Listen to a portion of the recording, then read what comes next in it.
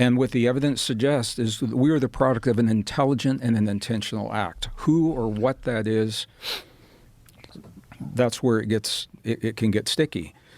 The universe. We've had physicists on here, and really good physicists, and some of them are not aware of some of the new information that's come out now. But when I was in school back in the 50s, 60s, and 70s, I was taught that the universe is dead, inert, just cold, and we happen to be lucky biology. That's kind of what they used to teach. Now, physicists are suggesting the universe is alive, it is intelligent, and it's conscious. And one of the reasons for this, and you can go to the NASA website and you can look at some of these images, the James Webb Space Telescope. They're showing galaxies that are in proximity of something that is dangerous to them, like an exploding, whatever. And what they'll do is they'll create jets from the center, both directions, these jets that actually move them out of the way. And I talk about, I've got a new book, and I talk about that in the new book. So it's documented in the book. They actually move them to a safer place. And you say, well, maybe that's a fluke. It's a one-off. And now that they have found that, they found it happens time and time again.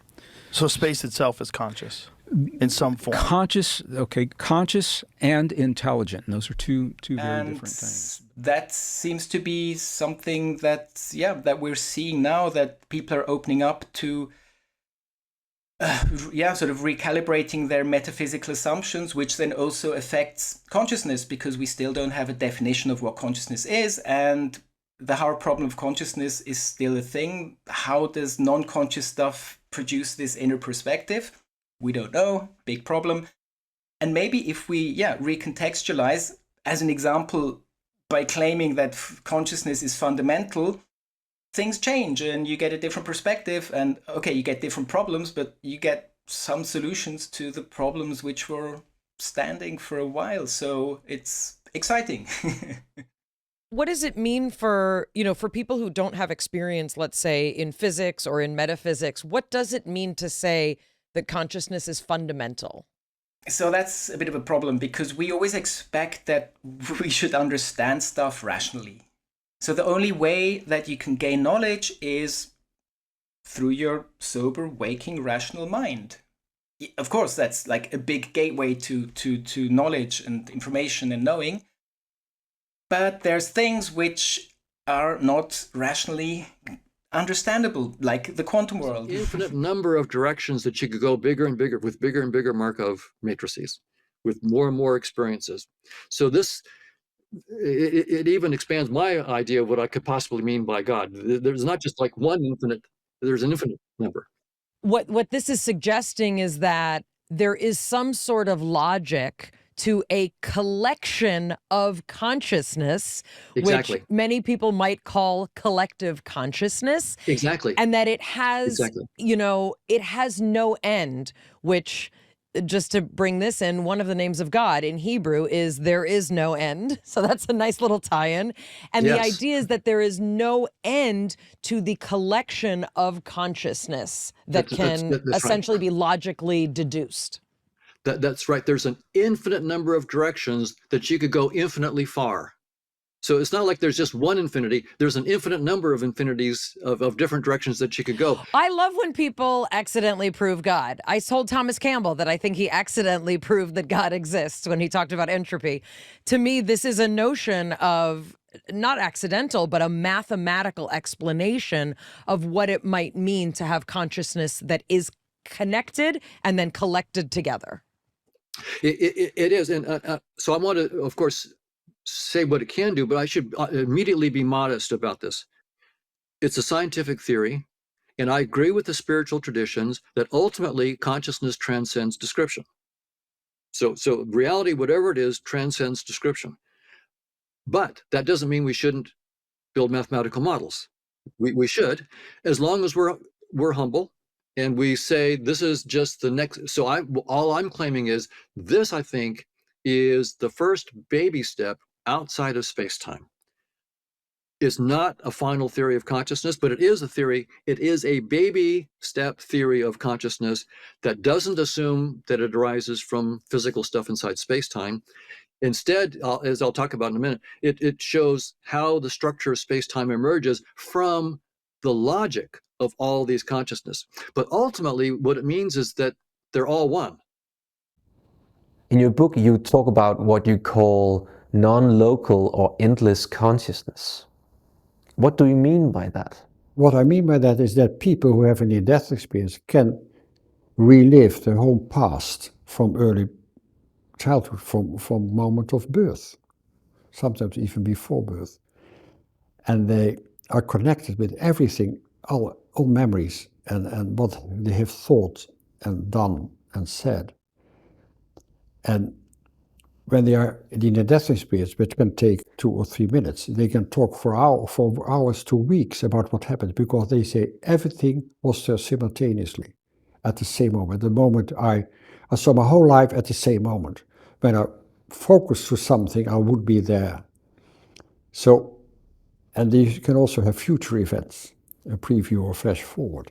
So in this consciousness people experience, the past and the future is available all at the same moment. So there is a connectedness, or what they call an entanglement, where everything what happens in the past and in the future.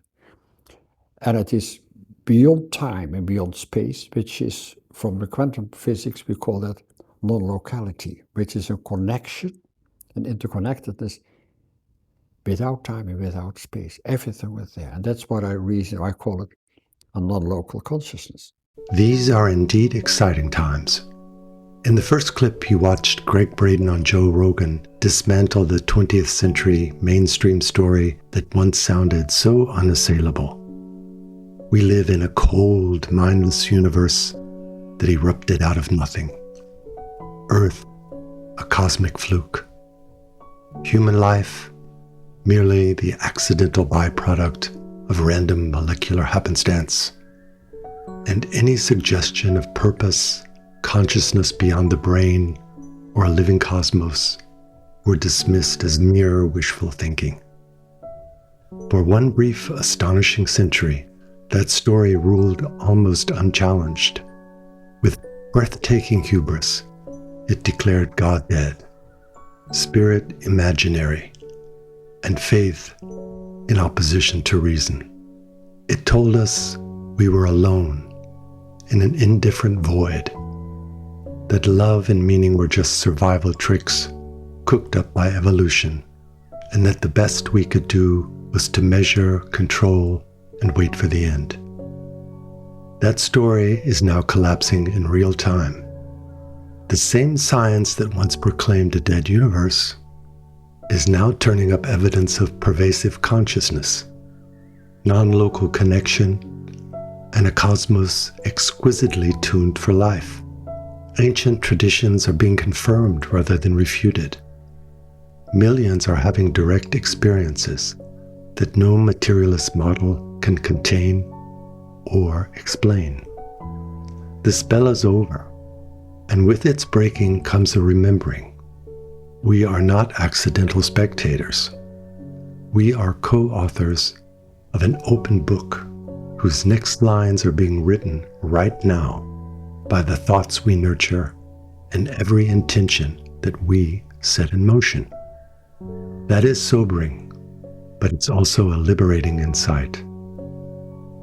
We co-author the open book of our consciousness, an open book from which nothing can ever be erased, an open book bound to us for all eternity. It is a conscious record of our actions, visible also from the perspective of those with whom we interacted. Realizing this bestows the supreme gift of wisdom. While the past is written and can't be erased, it is in our power to write the next line, the next page, the entire remaining arc of our story, and to shape it with love, compassion, and other divine virtues. As more and more of us wake up to this power, we grasp the deeper truth that our consciousness is inseparably tethered to the same ultimate source of consciousness. We sense the invisible thread that binds every soul. We are not isolated fragments dreaming in the dark. We are rays of one light, refracted through different prisms, slowly learning to recognize ourselves in the face of every person we meet. As this recognition spreads, the scattered notes of individual awakening begin to sound a single harmonious chord. The many lamps begin to reveal the one flame, and the world, this fragile, beautiful, sometimes violent, yet hopeful world, it begins to move, gently at first, but then with unstoppable momentum, toward the unity it has always been destined to achieve.